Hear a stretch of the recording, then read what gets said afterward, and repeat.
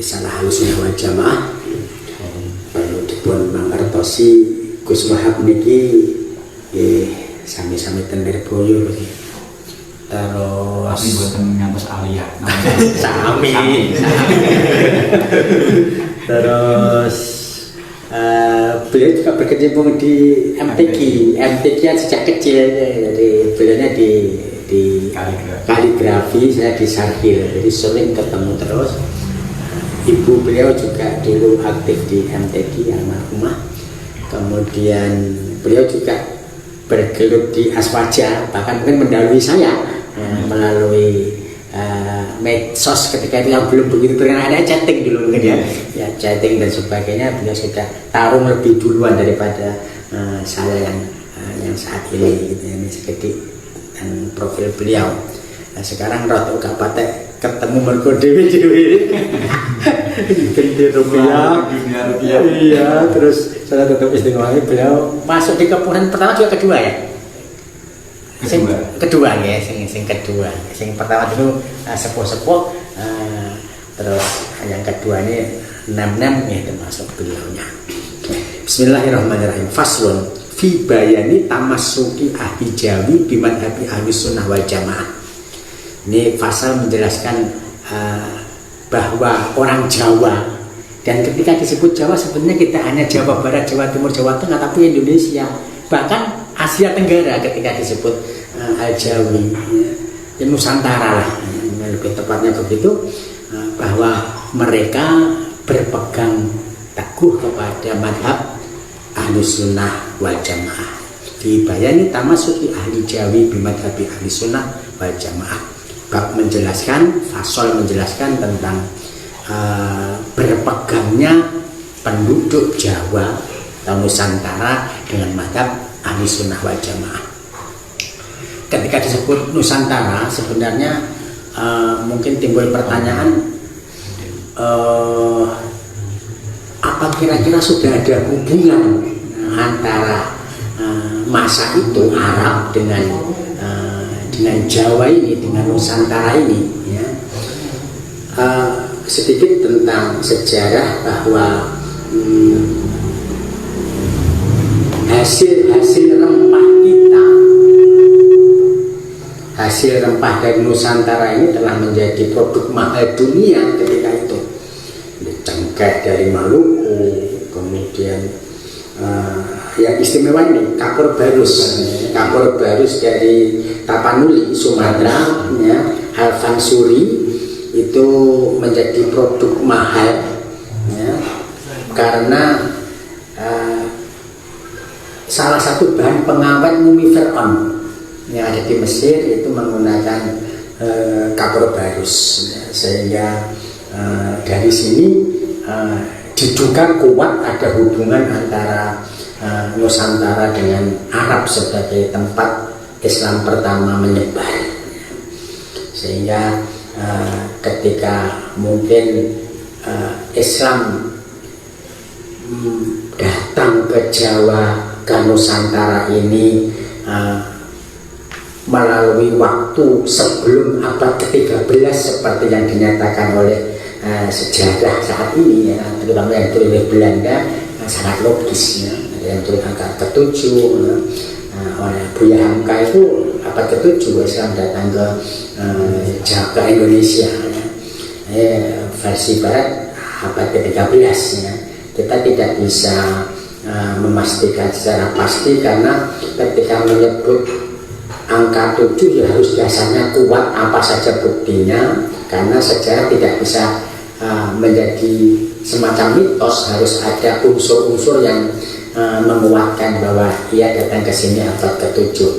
Kalau ke-13 ya terlalu akhir lah ya, mungkin ada unsur-unsur unsur-unsur yang disengaja oleh Barat biar memperkecil pengaruh Islam di Nusantara ini. Jadi ya kita tidak bisa memastikan, ada banyak versi tentang hal itu. Ada yang betul angka abad ke-11 dan seterusnya.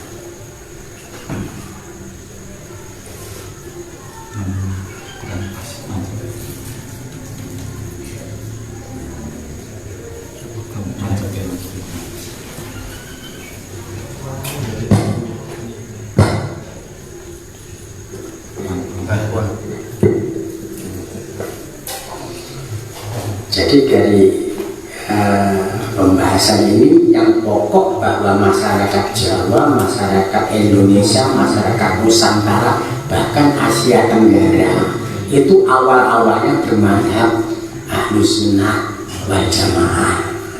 Lepas datangnya kapan tentang datang Islam ke Nusantara ini juga ada beberapa teori, ada teori Makkah, ada teori Persia, ada teori Gujarat, terakhir ditambahi teori Kurdi. Nah, ini, teori keempat adalah teori Kurdistan.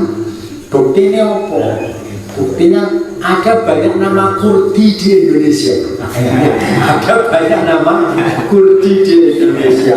Wah, ini keren juga ini. Jangan Kurdi syukur jadi. Babana ini tidak duhuri bidai wantisariha fi ardi Jawa, dan menjelaskan tentang permulaan munculnya bid'ah-bid'ah dan menyebarnya bid'ah tersebut di tanah Jawa. Wabayani anwa'il muqtadiina mawjudina fi hadzal zamani, dan menjelaskan bermacam-macamnya ahli bid'ah yang ada di zaman ini. Ini tulisan yang terkait dengan Ahlus Sunnah wal Jamaah, tapi lebih kepada kesejarahan. Agak berbeda dengan yang kemarin. Qad kana muslimun aktoril jawiyah fil azmanis salifah al-khaliyati muttafiqil ara'i wal madhabi wa muttahidil makhodi wal masyrobi. Jadi adanya masyarakat muslim tanah Jawa di dalam zaman-zaman yang lampau itu bersesuaian madhabnya, bersesuaian pendapat madhabnya, dan satu sumber, satu kecenderungan di madhabnya cek unggul, cek siji, pendapat-pendapatnya cek siji, mirip ketika bangsa Arab masih di bawah Rasulullah, di masa Abu Bakar, di masa Sayyidina Umar. Ini masih satu. Nah, di Jawa juga gitu, masih tergantung kepada yang disebarkan oleh para penyebarnya. Ya, kemudian penyebarnya yang banyak adalah dari kalangan Ahlus Sunnah wal Jamaah, otomatis mereka juga Ahlus Sunnah wal Jamaah.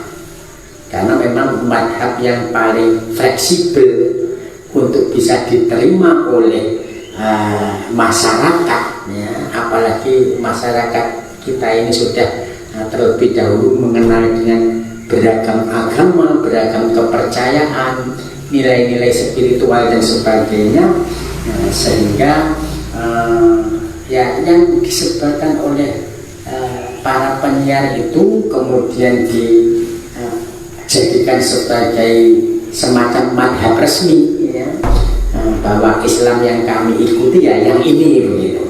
Nah, ini masih satu. Masih satu. Apa itu? Fakuluhum fil fiqhi al madhabin nafisi madhabil Imam Muhammad bin Idris Asy-Syafi'i. Semuanya masyarakat Jawa itu di dalam fikih mengikuti madhab yang luar biasa, yang sangat indah, yaitu madhabnya Imam Muhammad bin Idris Asy-Syafi'i. Di madhabnya adalah madhab Asy-Syafi'i sampai sekarang, walaupun tidak lagi 100%, mayoritasnya adalah madhab Syafi'i. Bafi usuluddin ala madhabil Imami Abil Hasan al-Asy'ari. Dari segi akidah, dari segi usuluddin, masyarakat Nusantara, masyarakat Jawa, masyarakat Indonesia, masyarakat Asia Tenggara itu mengikuti madhab Imam Abil Hasan al-Asy'ari, Abdul Hasan Ali bin Ismail al-Asy'ari, atau biasa disebut Imam Asy'ari. Ya, ada nanti belakangan Maturidi, Imam Maturidi, Imam Asy'ari dan Imam Maturidi sering dianggap sama, ya. Enak-enaknya gitu aja dianggap sama walaupun ada sedikit-sedikit beda. Konsep paling sederhana yang bisa kita bedakan konsep sifat wajib. Kalau Asy'ari 13, kalau Maturidi 20. Nah, berarti dalam konsep sifat wajib 20 awal itu ikut Imam Maturidi. Artinya Qadirun muridan aliman hayyan sami'an basiran mutakaliman, yang sifat maknawiyah itu di Asy'ari tidak ada, include di sifat ma'ani. Qadirun ikut kudrot, muridan ikut iroda, mutakaliman ikut dalam, dan seterusnya. Itu yang lebih sederhana. Kalau yang lebih agak detail lagi ya takwil, ya. Kalau di Imam Asy'ari tidak ada takwil, kalau ada di Maturidi ada takwil. Butuh penjelasan panjang tentang itu. Kita lanjut aja. Bafit tasawufi alamat habil Imam Al-Ghazali. Untuk tasawuf ulama masyarakat penduduk Jawa, Indonesia, Asia Tenggara, Nusantara itu mengikuti Imam Al-Ghazali. Diikut Imam Al-Ghazali yang merupakan tasawuf moderat, ya. Tasawuf moderat. Sebelum itu dunia tasawuf lebih dipenuhi oleh falsafi, tasawuf falsafi, ya. Ada Al-Khalaj, ada Ibnu Arabi dan seterusnya yang dianggap mungkin agak-agak ekstrim, gitu ya, agak-agak ekstrim. Dulu ya, walaupun itu seperti itu juga masih butuh perdebatan, butuh diskusi, ya. Dan di tangan Al-Ghazali lah, di tangan Imam Al-Ghazali lah, tasawuf bisa sinkron dengan fikih, bisa sinkron dengan akidah, bisa sinkron dengan keilmuan Muslim saat itu. Nah, ini Imam Al-Ghazali, walaupun kalau kita di kuliah itu agak juga dikritik Imam Al-Ghazali. Karena apa? Karena dengan adanya Imam Al-Ghazali filsafat jadi mati. Anak sing ngomong Poanas diri Imam Al-Ghazali adalah penyembelih ayam bertelur emas. Penyembelih ayam bertelur emas. Karena umat Islam Indonesia, umat Islam seluruh dunia ketika itu bisa maju karena adanya filsafat, kejayaan Bani Abbasiyah, gitu ya. Tapi kemudian oleh Imam Al-Ghazali filsafat dikalahkan, ya, dengan tahfutul falasifah itu, sehingga filsafat menjadi cures, ya, sehingga Imam Al-Ghazali dituduh telah menyembelih ayam bertelur emas. Karena sejak kitab itu muncul, filsafat terus merosot, digantikan oleh tasawuf. Walaupun ya itu kan yang pro filsafat sehingga ngomongnya ngunu. Ya, kalau yang pro tasawuf ya malah melem, bagus. Ya. Apa diantaranya? Kita perlu tahu bahwa penaklukan Konstantinopel oleh Muhammad Sani Al-Fatih pada 29 Mei 1453, ya, 1453 yang ini sering digembar-gemborkan oleh HTI, ya, tentang penaklukan Konstantinopel ini, ya, tentang Konstantinopel ini, bahwa penaklukan Konstantinopel tidak lepas dari tasawuf, karena pasukannya Muhammad II Al-Fatih ini hampir semuanya adalah pengikut Thariqah, termasuk Muhammad Sani Al-Fatih sendiri maupun guru beliau Syekh A'aq Syamsuddin. Nah, itu mursyid Thariqah Naqsabandiyah, Thariqah Naqsabandiyah. Maka kasfunya tinggi sekali. Jadi Syekh A'aq Syamsuddin datang ke Turki Utsmani itu mengatakan ke Sultan Murad bahwa kamu nggak bisa menaklukkan Sultan Operasi ini, so nakluki anakmu ini si Jabang Bali ini. Ya akhirnya yang ngomong Al-Fatih Bali itu adalah Syekh Samsudin, dan keras sekali untuk mendidiknya itu. Menaklukkan Sultan usia 21 tahun, 6 bahasa bisa dikuasai. Jadi pinter sembarangan, fisika, kimia, strategi perang, tasawuf, fikih, dan sebagainya. Nah ini yang kadang-kadang jarang dibahas. HTI gembar-gembarkan khilafah Turki Utsmani ini, tetapi justru yang tasawuf ketika penaklukan, kemudian akidahnya yang banyak adalah Asy'ariyah Maturidiyah justru kelewat, gitu ya, untuk kelewat. Sehingga perlu kita kedepankan di sini bahwa mungkin tadi balik Al-Ghazali dianggap memberangus filsafat, tetapi Al-Ghazali lah yang berhasil menggabungkannya, mengawinkan antara tasawuf dengan keilmuan lain di Islam, Ahlussunnah wal Jamaah, sehingga tasawuf bisa diterima oleh masyarakat kita dengan kitabnya yang luar biasa, Ihya Ulumuddin, dan kitab-kitab yang lain.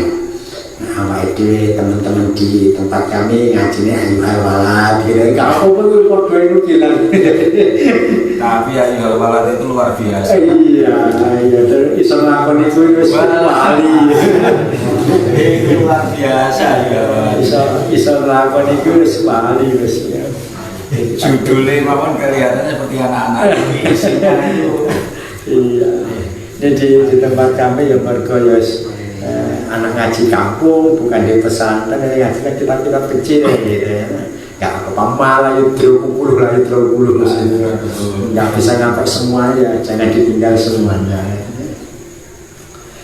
Wal Imam Abil Hasan As-Sadili radhiyallahu anhu ajma'in. Di versi ini Mbah Hasim menyebut imam tasawuf kita adalah Al-Ghazali dan Abil Hasan As-Sadili. Kadang-kadang kita muncul di NU, iya, itu Junaid Al-Baghdadi dan Al-Ghazali. Nah, ini ada versi yang seperti itu, ya kita maklumi lah ya. Jadi memang ya torekoh memang ya macam-macam. Di sekitar kita yang paling banyak mungkin ya Qodiyah yang sudah Naksabandiyah, Qodiyah Naksabandiyah yang sudah gabung ya. Di Sadiliyah ya sebagian ya, termasuk besar juga ya. Tapi yang jelas gini aja lah, kalau kita mau ke torekoh ya yang sudah muktabar itu paling aman, sanadnya sudah jelas ya. Jangan kemudian mengambil torekoh yang kira-kira masih kontroversi, itu aja ya. Dan di NU kan gurunya komplit sekali, apalagi ada ketua sak dunia tasawuf torekoh itu kan ada di Indonesia ya, ada di Habibul Lutfi itu. Bismillahirrahmanirrahim. Tuma annahu hadatha fi ami alfi wa salatimi'atin wa salatina ahzabun mutanawi'atun. Kemudian terjadilah di tahun 1330 itu bermacam-macam golongan, bermacam-macam partai, bermacam-macam firqah, bermacam-macam golongan yang bermacam-macam. Wa arabun mutadafi'atun, dan beberapa pendapat yang saling bertentangan. Wa aqwalun mutadoribatun, dan beberapa ucapan, beberapa pendapat ya, qaul yang poyang-palingan ya, jadi tidak kuat, bisa ke sana bisa ke sini ya, kemudian tidak mantap ya, ya seperti air di daun keladi, kayak akik tapi gampang pecah. rono. Jadi kemudian juga terbagi-bagi, tidak kuat dan seterusnya. Warijalun mutajalibatun. Kemudian muncul juga tokoh-tokoh yang saling tarik-menarik, ya, tidak kompak, tidak bersatu. Faminhum salafiyuna, di antara itu, di antara para tokoh, di antara para pendapat, di antara para firqah itu adalah golongan salaf, ya, golongan salaf. Ini salaf bukan salaf yang seperti kita maklumi Wahabi itu, ya. Salaf tapi justru kita ini, ya. Di salaf justru kita. Kapan disertai lama ada kunjungan dari Mesir, ya. Di Mesir itu ketika menyampaikan pidato bahwa awal NU ini disebut salafus soleh oleh sana hadir itu. Bukan salafi Wahabi itu, tapi yang dimaksud salaf di sini adalah, ya, orang yang berpegang pada Ahlus Sunnah wal Jamaah dan mazhab-mazhab yang 4 itu. Jadi sering terjadi klaim, ya, bahwa yang disebut salaf itu ini dan seterusnya, Ahlus Sunnah itu ini dan seterusnya, padahal sebenarnya tidak seperti itu, ya. Jadi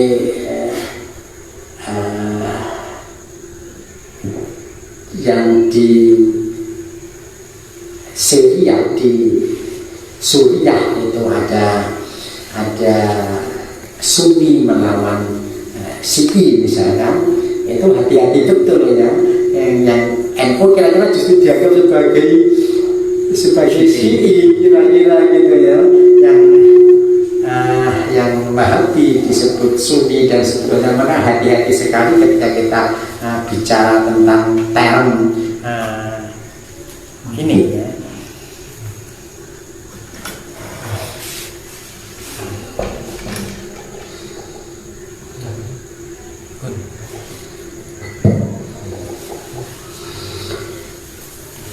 Faminhum salafiyuna qaimuna alama alaihi aslafuhum minal tamadhubi bil madhabil muayyan. Ini salaf yang dimaksud di sini adalah Yus'awah Idul Kira. Ini kelompok jumhur, kelompok mayoritas dan seluruh dunia paling banyak ini. Saya mengetahui sendiri ketika Haji 2015. Saya pikir minoritas, saya pikir minoritas karena ketika sholat jajaran saya kok gitu, jajaran kiri saya kok gitu, ya. Karena beda banget, ya. Orang haji nerimo HP diangkat balesi disari salat nengono, ya.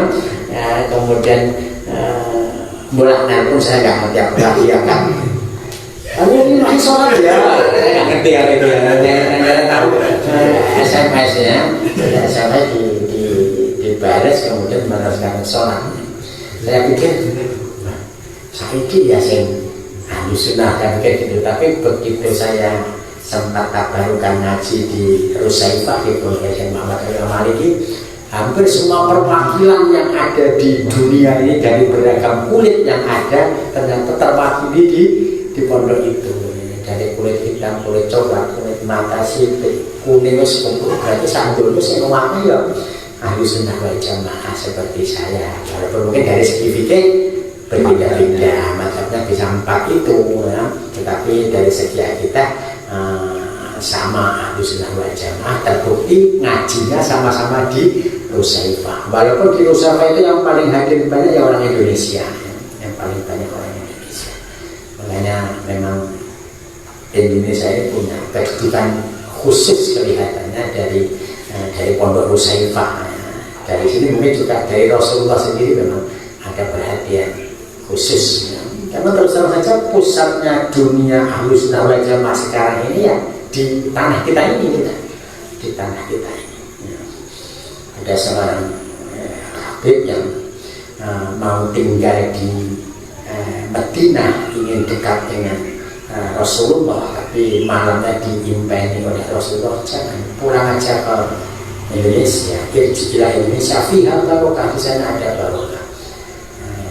Malamnya pindah ke Mekah, besoknya ini pindah ke Mekah. Terus kalau ada Mekah di Mekah, malamnya dijumpai lagi, irjilah Indonesia, fiha barokah. Pulang aja ke Indonesia, di sana ada barokah. Akhirnya baliknya Indonesia, barokah betul Indonesia itu. Suburnya sambilnya ya kita tanaman paling banyak di Papua aja 5.000 spesies anggrek. Para ulama Timur Tengah kalau datang ke Indonesia jalan-jalan mobil itu seperti di surga kira-kira ya, sangat indahnya. Mereka lagi bendino kan nggak merasa indahnya, harus pergi ya seperti haji saya 40 hari itu, kau ternyata jauh sekali antara lepas dari tentang keislamannya ya, tentang ini yang kita bahas tentang tanahnya, watung banget banding nih Arab karo Indonesia. Di sana yang dijumpai ya gunung padas, batu sampai koyo obong ireng-ireng gitu kosong. Ini kan hijau. Jadi Makkah atau di Arab golek rambanan orang bongkok kira-kira. Ini kan gampang. Jadi kembalinya seperti itu. Jadi kita mayoritas adalah bermadhab, dan madhabnya adalah madhab Syafi'i yang paling banyak. Beberapa teman yang sempat saya nanya, walaupun nantinya di Rusaifah ya ketika itu, tetapi ternyata kalau balik ke Indonesia diharuskan oleh para ustadznya, para kiai yang di sana untuk tetap bermadhab Syafi'i, yoga terus mengajarkan Maliki. Jadi ketika kembali di Indonesia diperintahkan untuk Syafi'i. Saya sempat bertanya itu, nanti terus kalau pulang gimana? Yuk kembali ke Syafi'i. Di sana walaupun ketika belajar yang pelajari banyak, mungkin dalam madhabnya atau amalia sehari-hari pakai madhab Maliki, tapi nanti kalau sudah balik ya, kembali ke Syafi'i. Nah, yang ini yang belakangan agak lucu juga ketika madhab sendiri digugat oleh Wahabi, oleh Syafi'i. Imam Syafi'i orang, kita juga orang. Lapo kok ikut-ikut orang, kok nggak ikut Rasulullah saja? Malah ini kacau ini. Angel itu kurang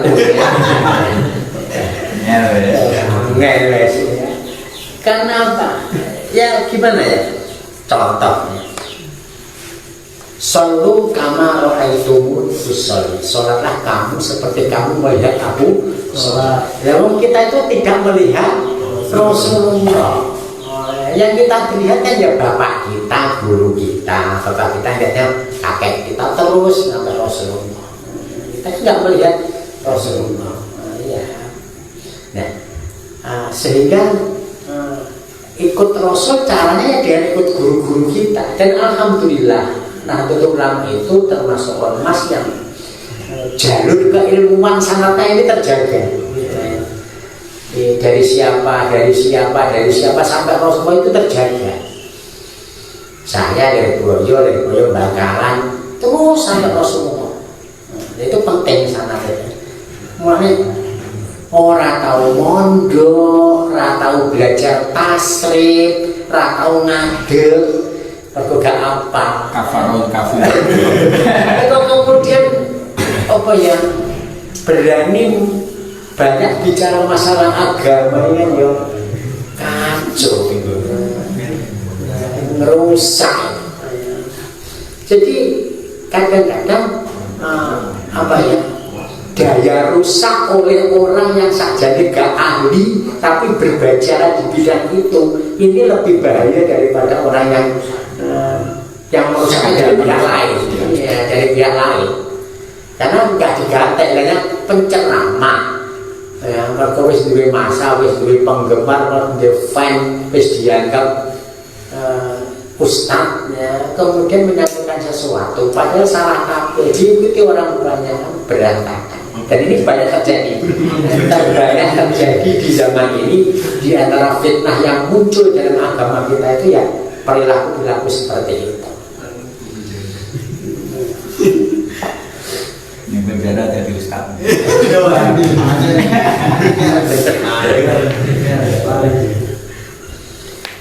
Watamassuki bil kutubil mu'tabarati. Ya. Berpegang kepada kitab-kitab yang mu'tabarah. Kalau fikih di pesantren ya Fathul Qorib, Fathul Mu'in, Fathul Wahab. Wis jelas kitabnya. Turun-temurun yaitu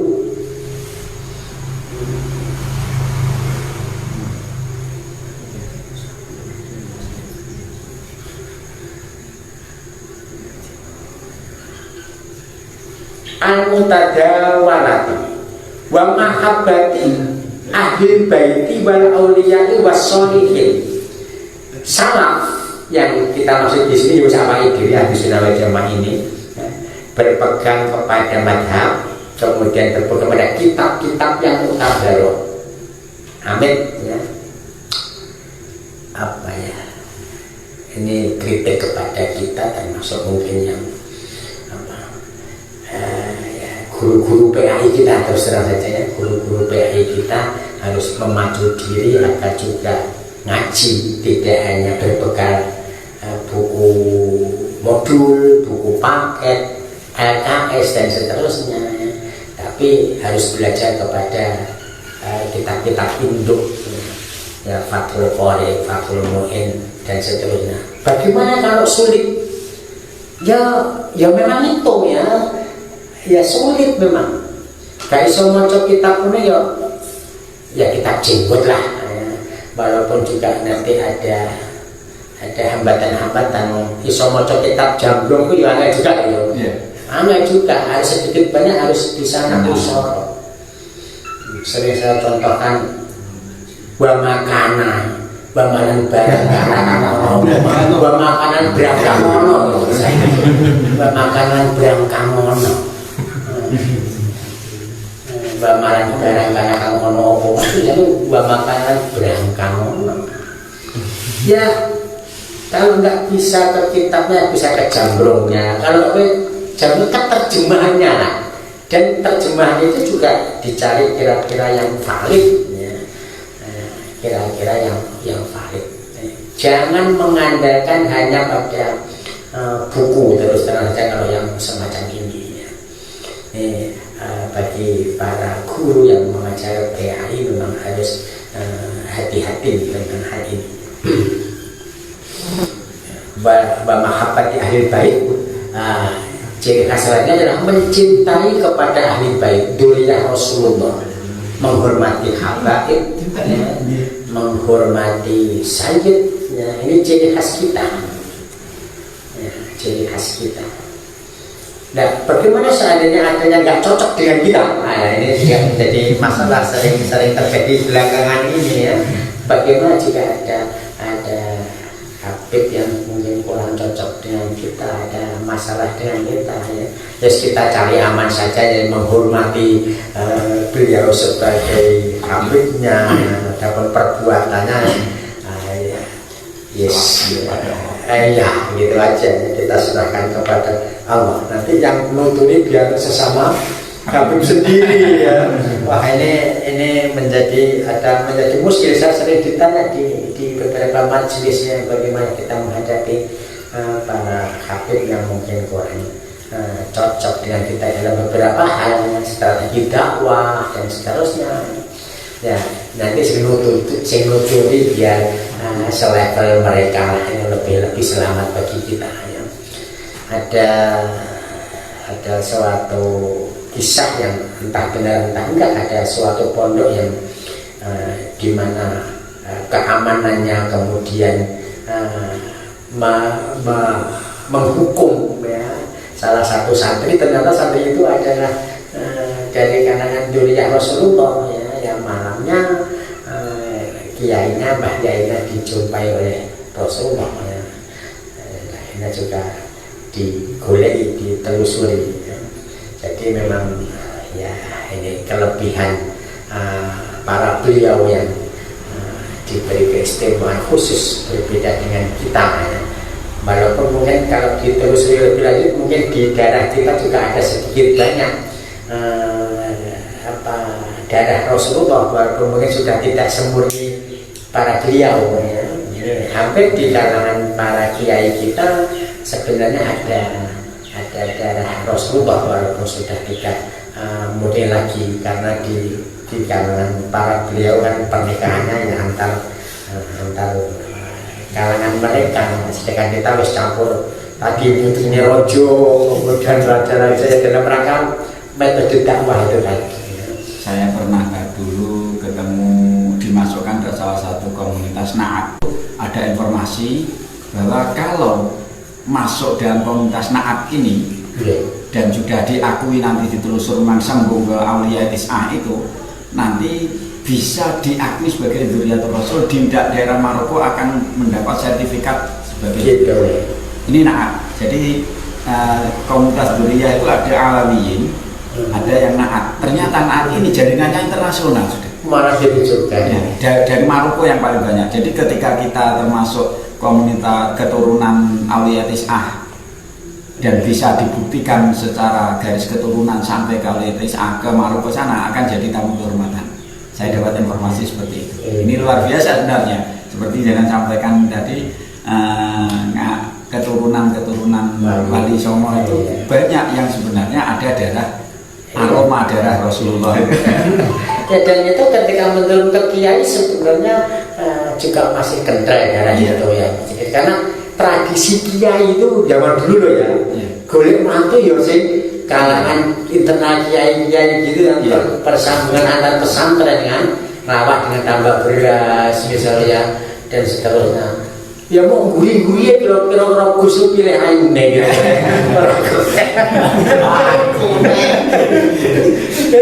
Jadi pendidikan antar pesantren itu lah ayu, gendong itu pilih-pilih, gak usah ning-ningan, gak usah. Yang penting ayu. Saya penting ayu lah, ini ada di malah petaka merompak malam.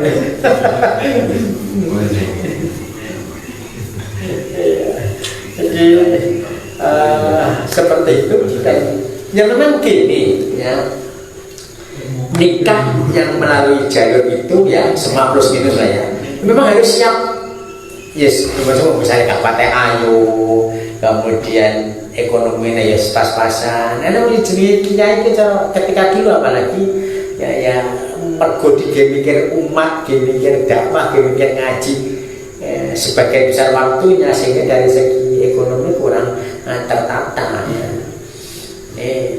Ya alhamdulillah belakangan sudah mulai banyak apa ya, Gus ini saiki rata-rata orang jenenge Gus ya mondok ya kuliah, hampir semuanya gitu sekarang ya.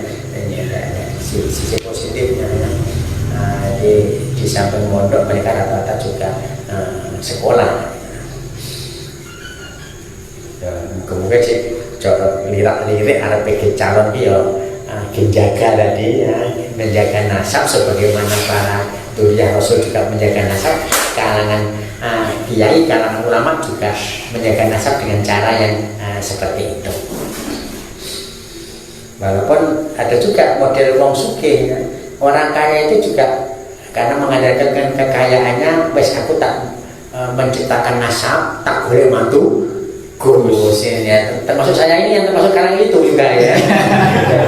Jadi mewakili diri mewakili diri sendiri. Awal di omah saya mulai ditekani umpamanya deh. Pengen terusnya mondok, oke dibiayai. Pengen haji di kabene omah ditawarne ngono.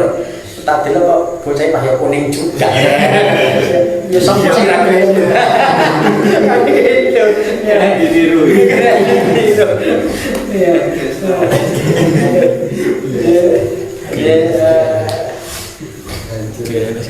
Pada saya pernah kedatangan teman, kemudian datang ke rumah yang lama itu yang di Pasar tinggal dengan gumun nih. Pokoknya aku tempat juga namanya. Ya karena dulu barangnya apa pokoknya. sesuai amal masing-masing.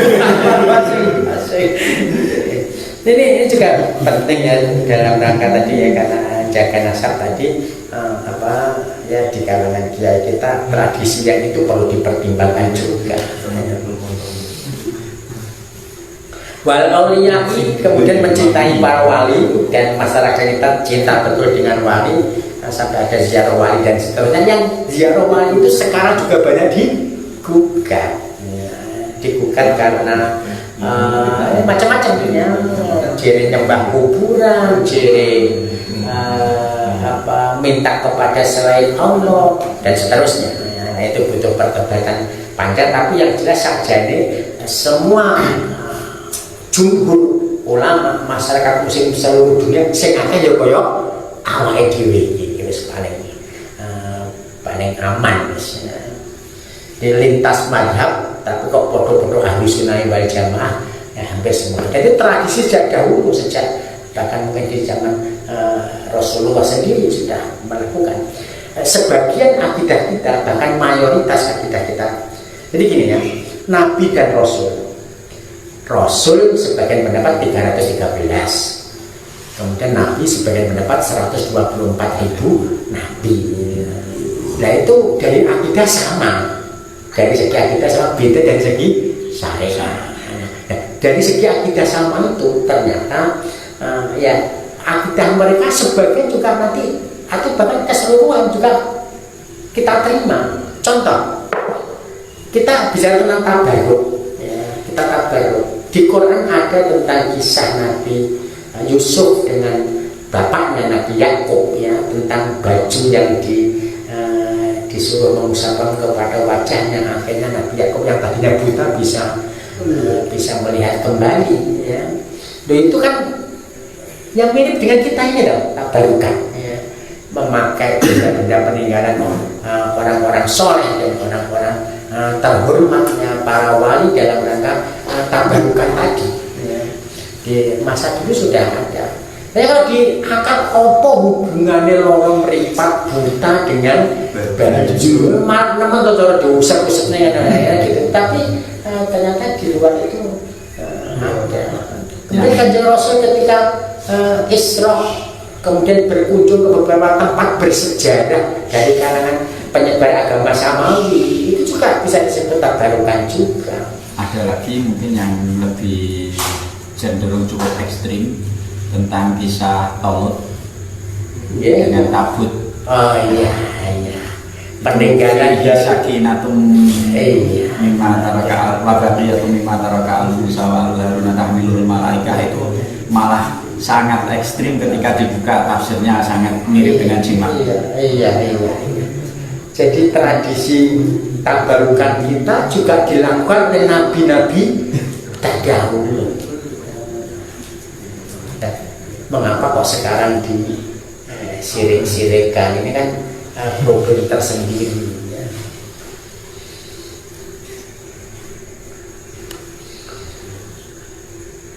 Wassolihin, jadi tawasul itu berdoa dengan menggunakan perantara, ya. Berdoa dengan menggunakan perantara sebenarnya di ayat Quran sudah jelas, ya.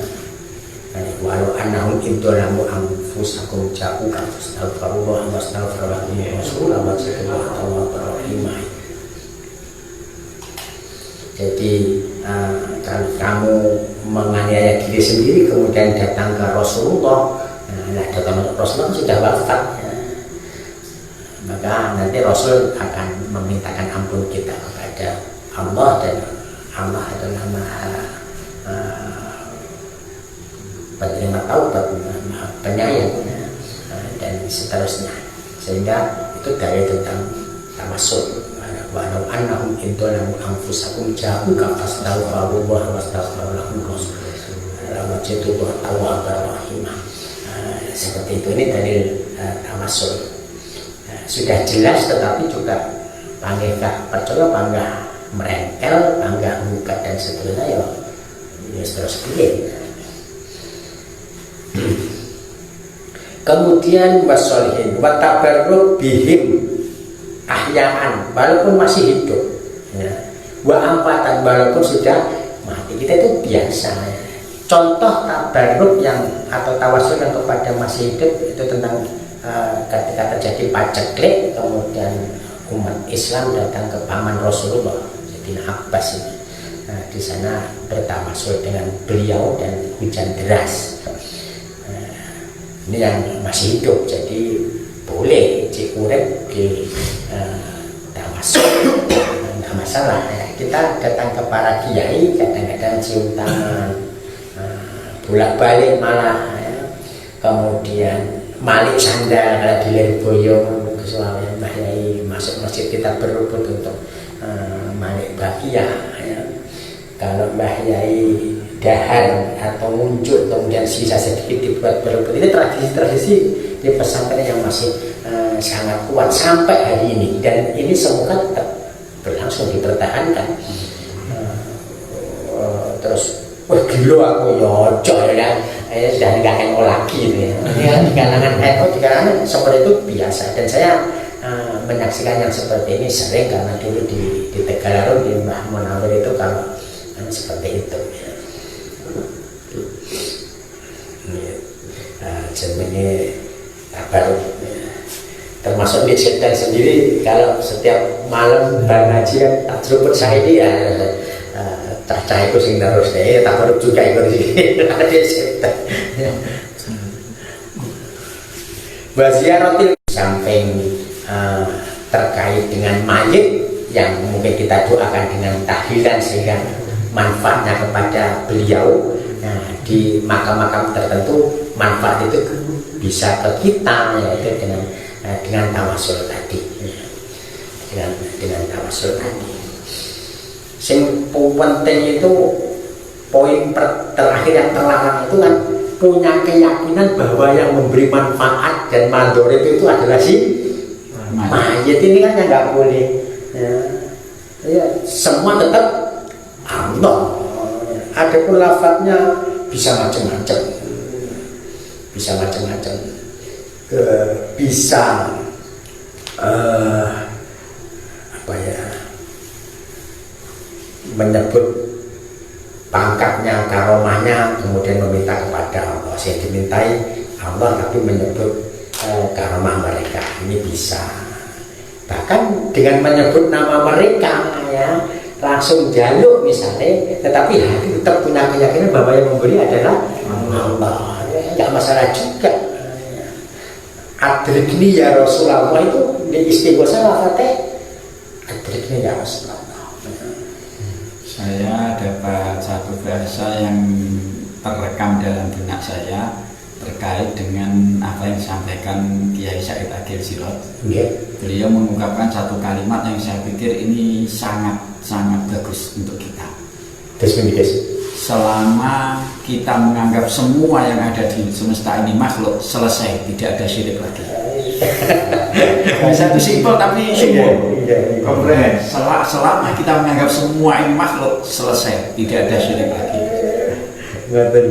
Sederhana, tapi itu memang luar biasa. Seperti sama dengan yang Kanjeng sampaikan itu tadi.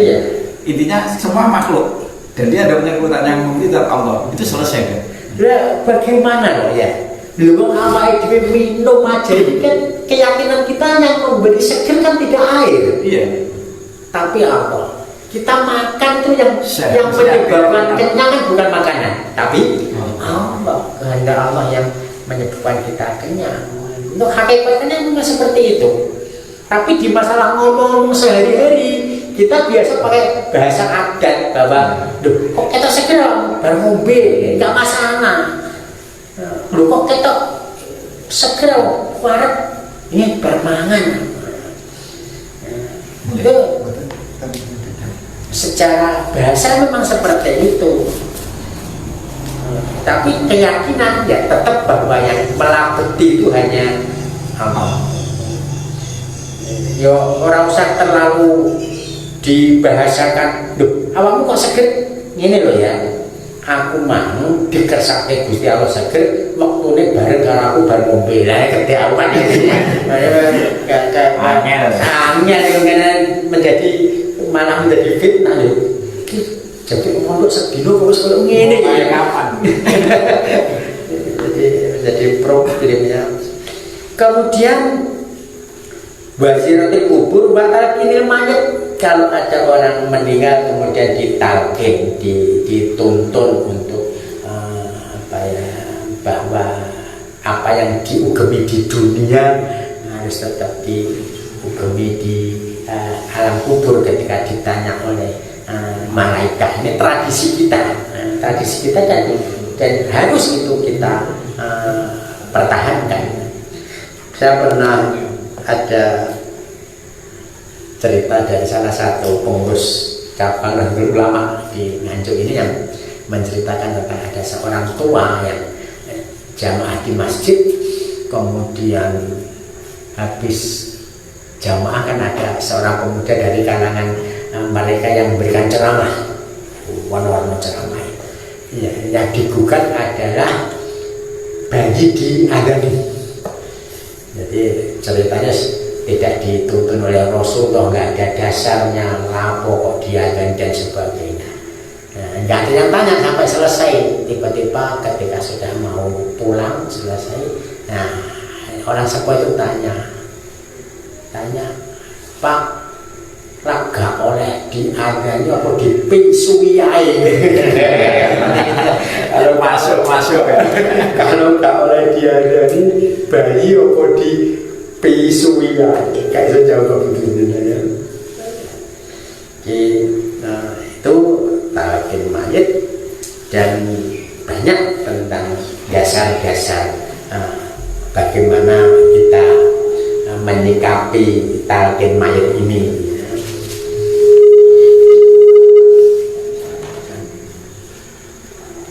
Wasodakoti anhu,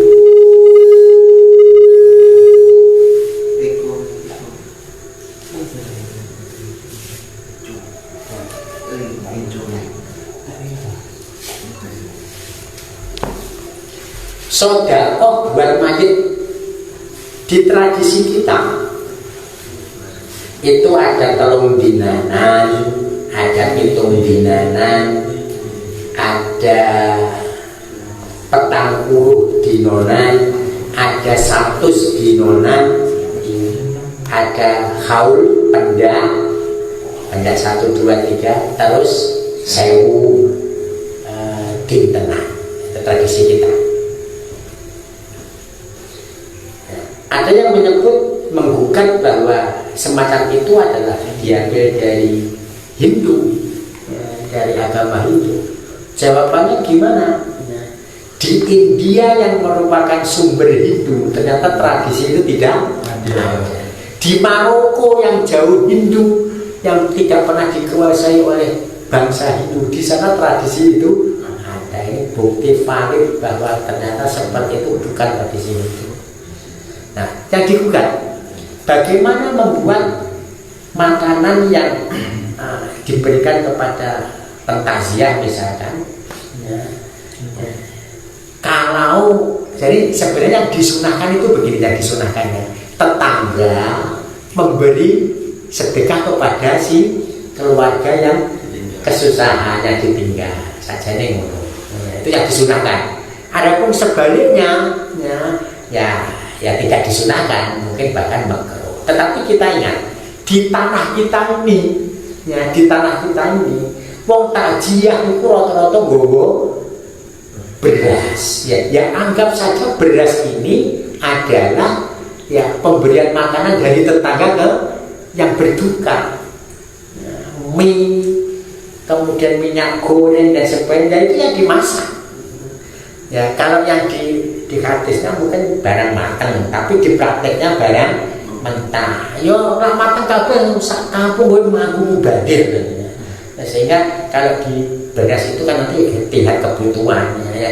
Beras-beras itulah yang kita gunakan untuk telung dinonan, pitung dinonan, 40 dinonan, bahkan setahun benda sampai 1000 tahun nih. Ya, karena jumlahnya memang berlimpah. Dari sini kita bisa berargumen bahwa tradisi memberi makan kepada para pentaziah maupun yang fidaan dan sebagainya nggak masalah juga, termasuk sunnah. Ya, diambil dari barang-barang yang bukan dari keluarga mayit tapi dari para pentasya. Ini tentang sedekah ya, kepada mayit.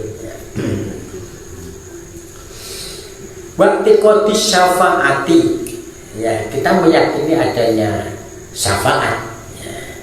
Mungkin orang lain tidak percaya, mereka sangat percaya bahwa amal ya pribadi, amalmu ya untuk kamu, amalku ya untuk aku. Jadi tidak bisa dosa atau pahala itu dioper, itu nggak bisa versi mereka.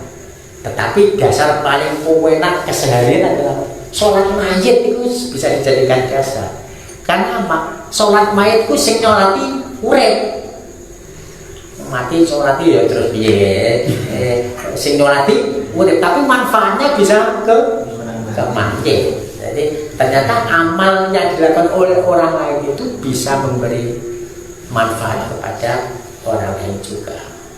Walaupun bagaimana dengan ayat la yaziru waziratu wizra ukhra dan sebagainya, yaitu nanti ya masih ada taksis, ada amkhos, ya, ada mutlak muqayyad dan sebagainya. Itu mirip gila.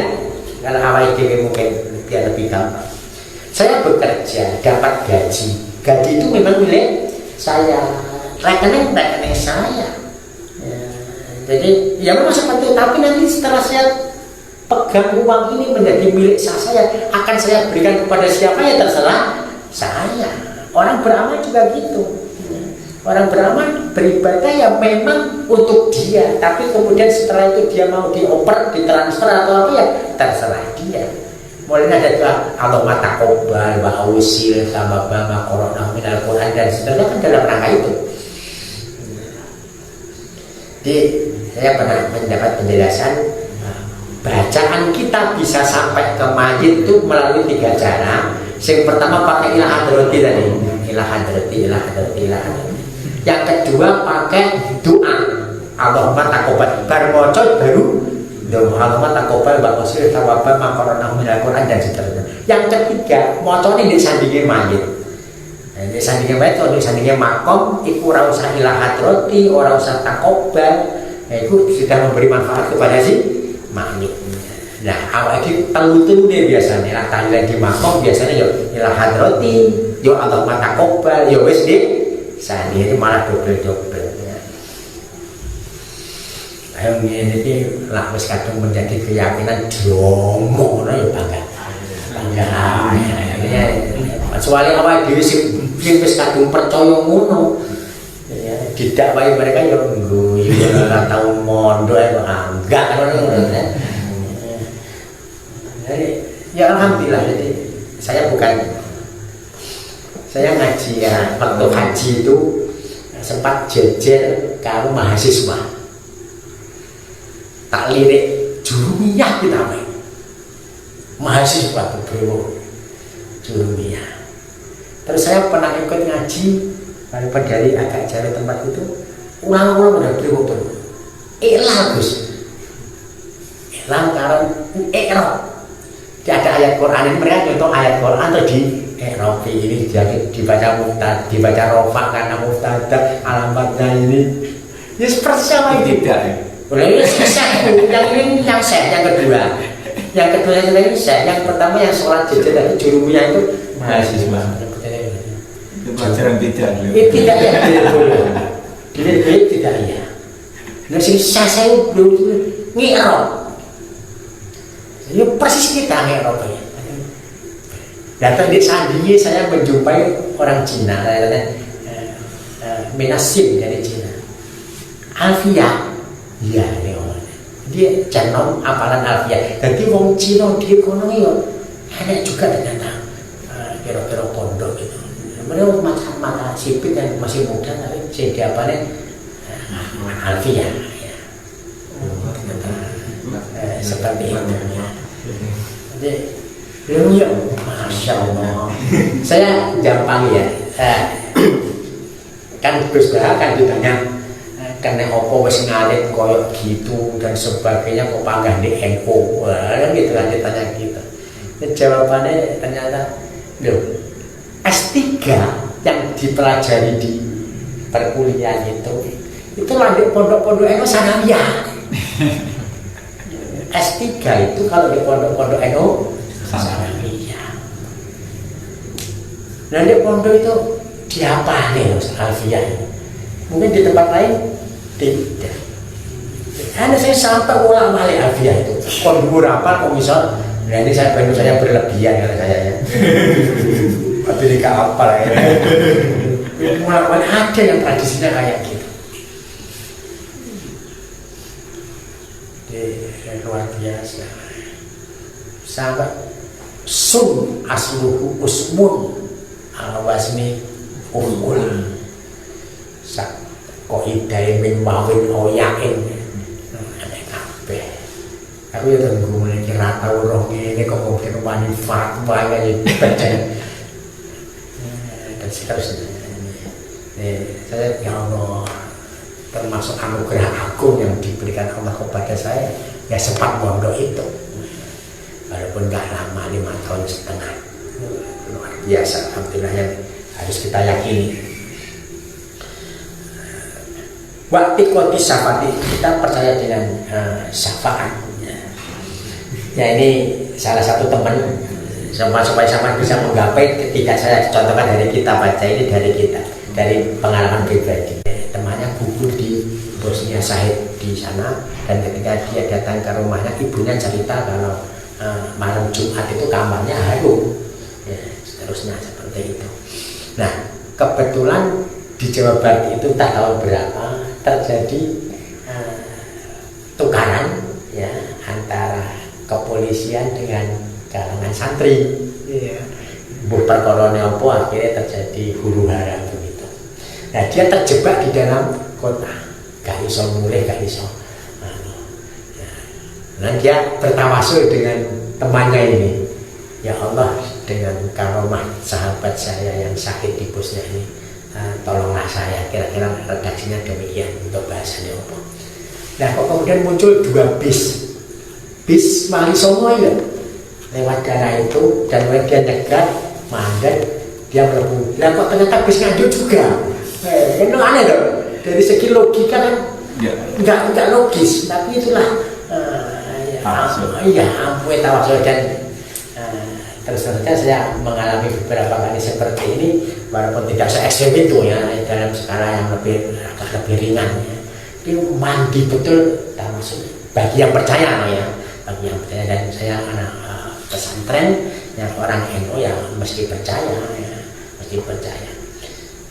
Terus saja seperti saya ini kadang-kadang lebih percaya yang macam gitu ketimbang usaha duit. Ini ya, entah ini kaitan dengan usia, saya nggak ngerti ya. Jadi kadang-kadang lebih percaya kepada yang semacam itu, semacam doa, semacam daripada yang usaha duit yang saya lakukan. Ya. Yang ini dah waktu haji yang nyata betul, kemudian ketika kerjaan, usaha punya anak dan seterusnya, ternyata seperti ini. Karena rumusnya kan apapun yang terjadi itu kehendak Allah ya. Apapun yang terjadi kehendak Allah ya, kita mintanya kepada Allah karena yang menjadikan sesuatu apapun kan dia gitu, Allah. Nah ada pengusaha gitu ya, karena kita diperintahkan ya sebagai sarana akan makbul. Tapi ya nggak boleh kok kemudian alah jadi Pak Yuhan ngono ya, kalau aku ya tak bergantung kepada kehendak Allah, rasa usaha ya jalan. Kayak sakulet enggak rapi-rapi.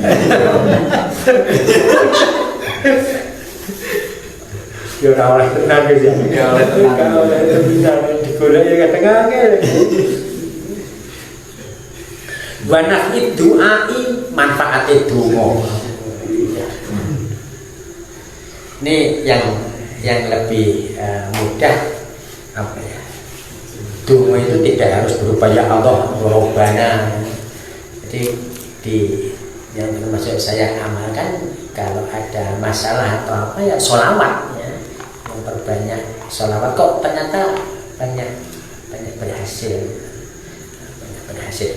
Wa tawasul memakai perantara Jadi seperti ini tadi yang contohnya hadrimi ya Rasulullah, jelaskan itu tadi, contohnya ya madad, ya madad, ya Rasulullah, tolonglah kami, ulurkan tanganmu ya, ulurkan tanganmu, ya Rasul, tolonglah kami, cara gampangnya itu ya Rasulullah. Nah, yang disebut adalah Rasulullah, dan itu sah-sah saja, tapi keyakinan tetap harus bahwa yang memberi manfaat atau menolak madarat adalah Allah. Ya. Misalnya ini hadisnya tentang Abdullah ibnu Umar yang kakinya lumpuh, ya, jimpe nggak bisa digerakkan, kemudian disarankan oleh sahabat yang lain akan menyebut nama yang paling dicintai, dan Rasulullah menyebut ya Muhammad,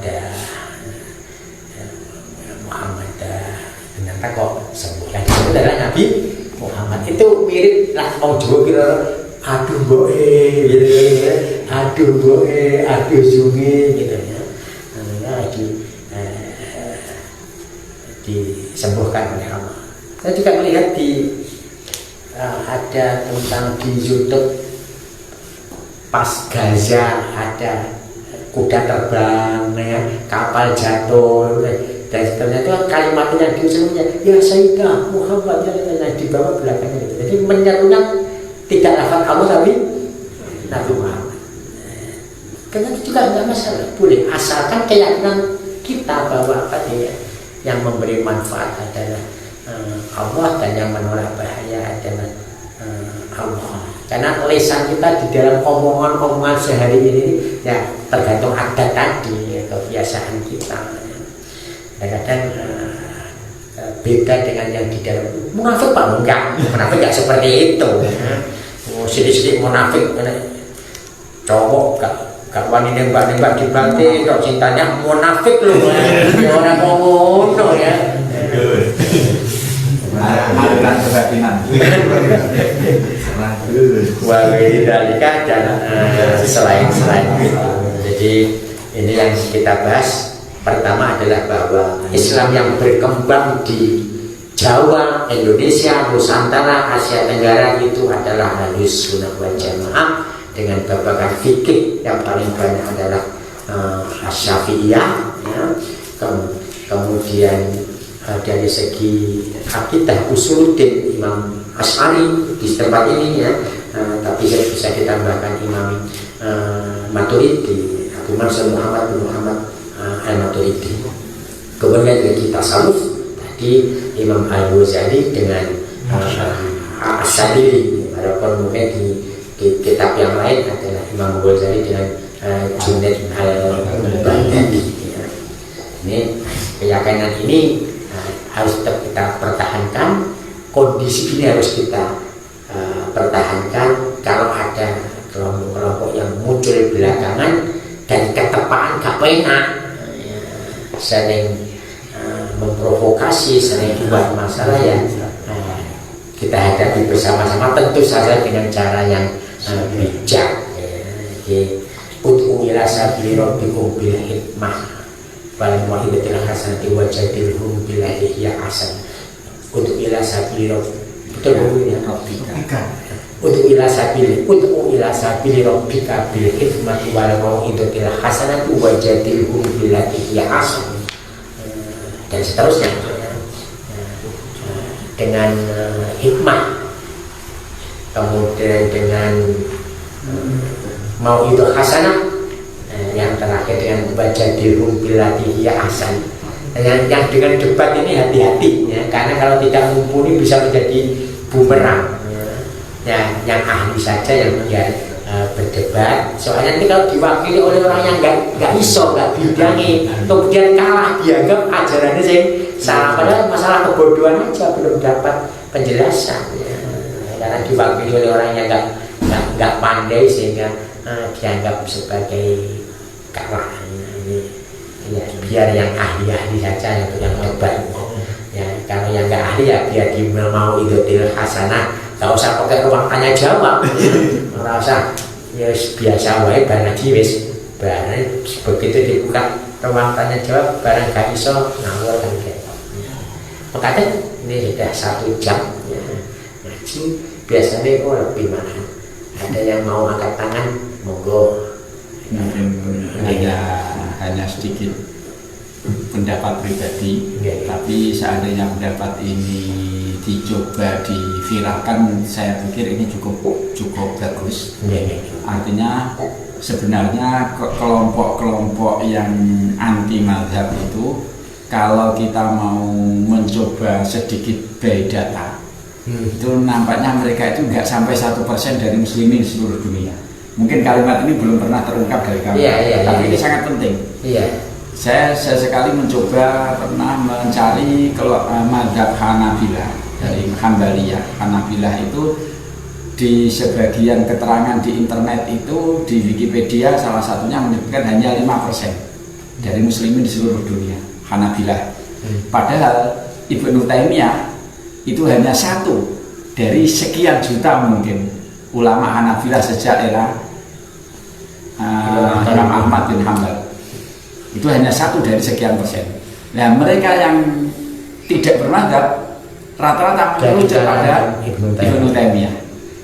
Berarti kalau ditelusur dari situ, kira-kira muslimin yang anti madzhab kalau melihat hanya merujuk pada Hanabilah dan Hanabilah dari Ibnu Taimiyah, berarti kemungkinan tidak ada 1% dari muslimin di seluruh dunia.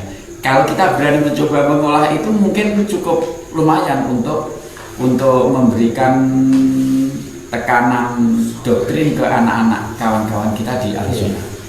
Masalah pertama, Bos, angka itu yang agak susah kita terusnya persentase. Saya juga sudah batin, nah itu udah lama saya. Tapi mungkin muncul angka 1% yang saya sebutkan. Saya hanya menyebut berapa persen ini agak susah.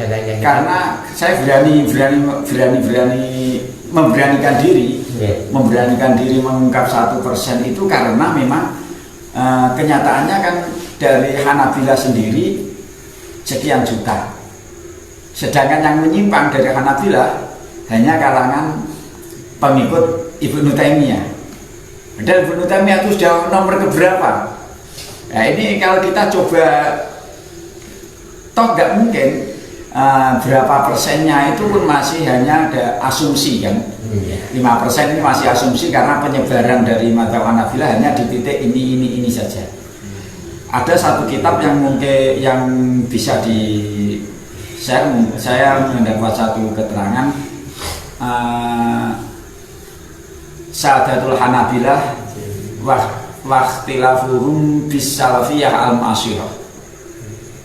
Ulama-ulama Hanabilah dan perbedaan mereka dengan Salafiyah al-Ma'asyirah, Salafiyah yang era sekarang ini yang mengaku Salafi. Jadi mereka juga ditolak di kalangan Hanabilah. Internal Hanabilah sendiri mereka itu ditolak. Inilah keunggulan kita Ahlussunnah wal Jamaah, walaupun beda pendapat ya, tapi tidak sampai membid'ahkan, mengkafirkan di batin,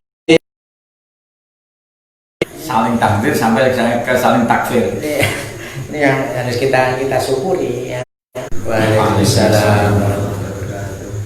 Saya menawi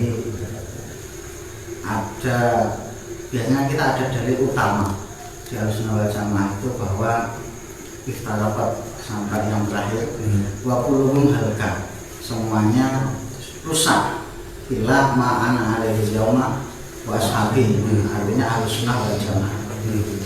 Sementara ketika kita mempelajari paham-paham lain, misalnya Syiah ataupun Mu'tazilah, itu tetap dalam koridor la ilaha illallah. Padahal satu sisi mangkola la ilaha illallah dakhalal jannah. Nah, yang dimaksud wa kulluhum halka, apakah mereka akidahnya tertolak sehingga tidak ada hak untuk dianggap atau diakui